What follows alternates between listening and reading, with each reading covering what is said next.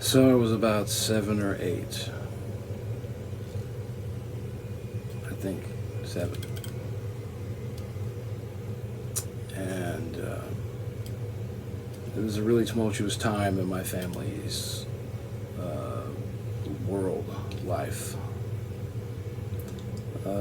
My dad had just went to jail for drug trafficking, and a lot of my family had too because they were involved in it. And at home at the time was myself and my little brother, a year younger than me, and a few of my siblings that were older, but they were about out of high school, and my mom. And dad going to jail and then prison eventually for several years caused pretty big upheaval in the way the family was, like income and all that. And my mother has always dealt with mental illness her whole life. Had always worked a job and take care of the kids and everything, but had dealt with that a lot. When my dad went to jail, she had to get a job, which was unexpected at the time, and had to start out working at McDonald's, I think it was, and then eventually got into the medical field. So that's setting up the story. And so I don't remember the year exactly or the details behind the circumstances besides that. But I do remember for a long time there were periods where my mom would be in bed for days. Sometimes most of the day. She did work uh, when that was required and made money and all that. But there came a time after, I want to say 6 months to a year of that life going on. It might have been less than that. And my brother and I one day came in there in the room when she was asleep on the bed to try to console her with,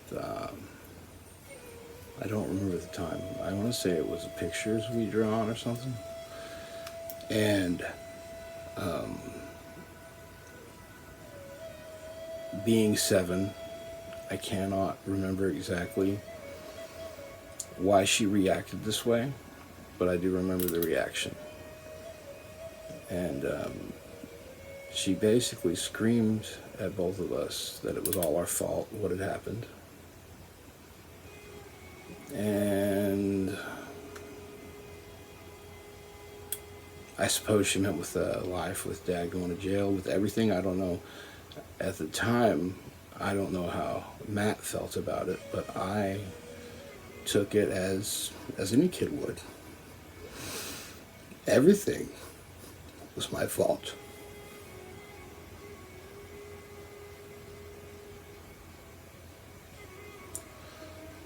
I remember my brother and I both started crying a lot.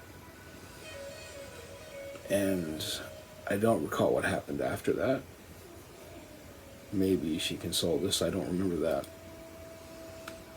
But I know there was 2 boys standing there next to the bed holding drawings they made, crying very upsettedly because of what our mom had just told us.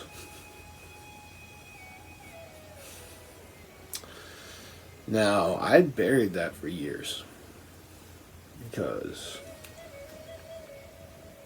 growing up, I don't know why, and didn't take it at the time maybe not at the time, but in the years following, to not be that significant to me, even though, wow, that's a horrible thing to say to your children in the middle of such a life altering times. And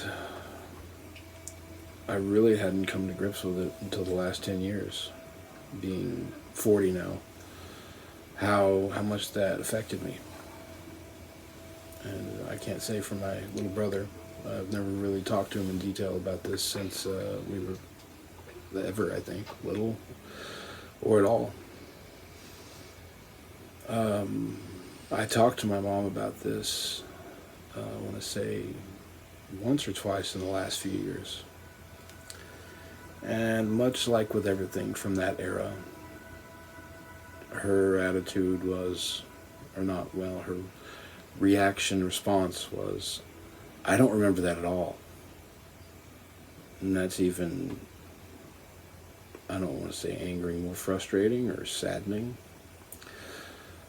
But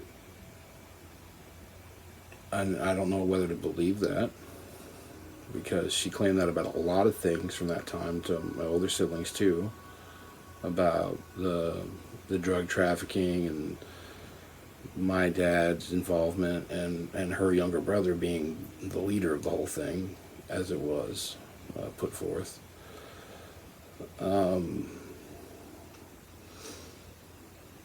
But yeah, I didn't know how to really take that she doesn't remember that.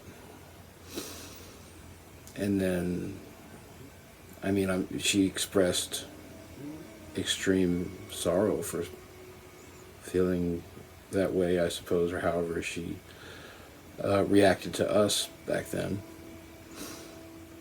And it was, I guess, ultimately more angering for me that she reacted that way, because I would definitely, sure as hell, remember if I told my oldest two, Avi and Ticket, or my younger two, Annabelle and Jacob, that everything was her fault for the terrible life situation we found ourselves in.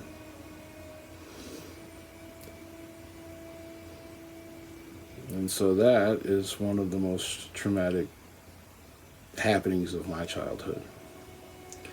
Emotionally, not physically. I had a bunch of physical accidents that were physically traumatizing and mentally. But that was the one mentally that has stuck all these years. And though I may not be remembering it exactly right, and I'm not going to be an apologist for my mom, nor am I trying to call her out in posting this, but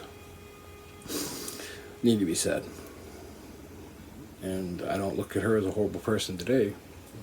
No, as somebody that has been very mentally ill for many years, and still struggling with that, and almost confused by it still. And I feel very sad for that whole set of circumstances there and how it is. Because I still love my mom deeply, and I owe a lot of who I am to her. But this can't be normal behavior, and I'm sure, of course not, it isn't. Or to, I don't know if you want to say willfully forget it, but block things out towards your children that you did like that. I don't know. And then still, the same attitude come out of the same person, that I can't take responsibility for all of it after you're an adult, which I think is a BS statement, totally and absolutely. Yes, you do. Everything after they're born and you start raising them.